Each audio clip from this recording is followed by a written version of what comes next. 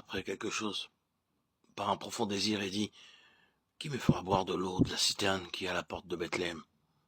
Alors, les 3 vaillants hommes passèrent au travers du camp des Philistins, mirent leur vie en péril, et apportèrent à David de l'eau de la citerne. Ils étaient des vainqueurs. Qu'est-ce que fit d'eux des vainqueurs? Ils discernèrent quelque chose dans le cœur de leur Seigneur et de leur roi. Et ce fut pour cela qu'ils ne firent point pour eux-mêmes aucun cas de leur vie, même jusqu'à la mort. Vous voyez le principe? Le vainqueur n'est pas quelqu'un qui appartient à une certaine catégorie de gens qui parlent du vainqueur. Le vainqueur est quelqu'un ou une compagnie de ceux qui ont dans leur cœur cette passion qui gouverne tout, qui domine tout, non pas dans le but d'obtenir la bénédiction et des choses, mais que Dieu ait sa pleine satisfaction dans son peuple. Ceux qui ont vu avec des yeux ouverts ce que les richesses de la gloire de son héritage dans les saints signifient et qui ont attaché leur cœur. Remarquez encore la manière de s'exprimer, qu'il illumine les yeux de votre cœur pour que vous sachiez. Le vainqueur vient seulement en vue en un temps où le peuple du Seigneur a, de façon générale, perdu la vision et la position, de sorte que cette question est toujours trouvée être assurée par une compagnie relativement petite. Les autres peuvent être le peuple du Seigneur, et ils peuvent être très dévoués aux choses du Seigneur, mais leur quête et leur intérêt sont si souvent une question de bénédiction d'un genre ou d'un autre.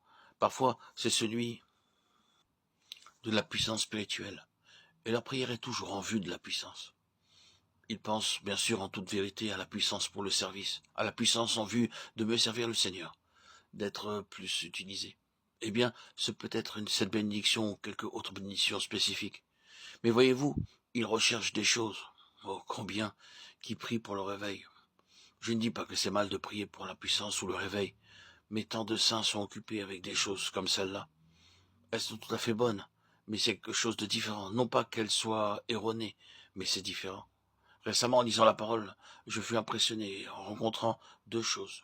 L'une d'entre elles était la grande bataille d'Élie, pour ce que nous pourrions appeler un réveil au Carmel. Vous connaissez l'histoire de ce terrible combat contre l'adoration de Baal, qui était devenu presque universel. Comme l'autel fut rétabli et l'Éternel invoqué, que le feu tomba et qu'il eut une grande et puissante démonstration de puissance et d'attestation divine, ce même peuple s'écria aussitôt, c'est l'Éternel qui est Dieu. C'est l'Éternel qui est Dieu. Vous pouvez appeler cela un grand réveil. Tout le peuple s'écriait, le Seigneur est avec nous, nous sommes pour le Seigneur. C'est l'Éternel qui est le Seigneur, nous sommes de son côté. Et très peu de temps après, Élie se trouve dans le désespoir. Je ne crois pas que ceci se produisit uniquement à cause de la parole de Jézabel. Elle a pu être la flèche de Satan dirigée contre Élie en un moment que nous appelons un moment psychologique. Mais je ne crois pas que cela explique tout. Je crois qu'il a pu y avoir un autre facteur. Je ne peux pas le prouver, mais c'est exactement conforme au principe, à savoir celui-ci. Élie était bien au courant de la constance du peuple. Il les entendit crier et les vit acclamer l'Éternel. Mais il connaissait ce peuple. Ce n'était que parce que quelque chose s'était produit de façon extérieure et objective et que le Seigneur avait accordé une manifestation et une démonstration de sa puissance, qu'ils étaient là en train de crier ainsi. Élie connaissait l'inconstance de ce peuple, il savait combien ils étaient instables et dans son cœur, il n'était pas satisfait. Ainsi, vous le trouvez dans un profond état de désespoir et répandant sa plainte devant le Seigneur. J'ai déployé mon zèle pour l'Éternel, le Dieu des armées, car les enfants d'Israël ont abandonné ton alliance.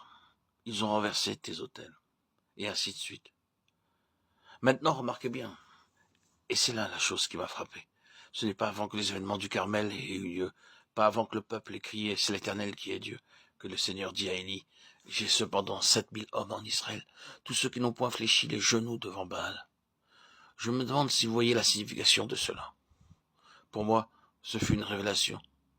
Voyez-vous, bien-aimés, les gens qui peuvent venir en foule en un jour où le Seigneur fait quelque chose de façon extérieure, en un temps de réveil, ne sont pas des vainqueurs. Ils sont là, parce que quelque chose se produit. C'est quelque chose de plus profond que Dieu désire. C'est le genou qui n'a jamais fléchi devant Baal, non pas celui qui a bénéficié du réveil, mais celui qui n'a point eu besoin de réveil, qui était avec Dieu, dans le secret, quand tout allait mal. C'est frappant. S'il est exact que le cœur d'Élie disait oui, tout est très bien, ils peuvent s'engager de cette façon quand il y a une démonstration, quand la puissance se manifeste. Mais ils ne tiendront pas. Si les choses vont mal, et si tous les signes extérieurs sont enlevés, ils apostasieront de nouveau.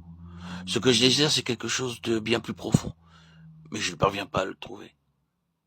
Cependant, le Seigneur déclare, je le possède. 7000, qui ne crient pas, mais dont les cœurs m'ont accompagné tout le long du chemin. Ils n'ont pas besoin de réveil. Ils ont été vrais de cœur.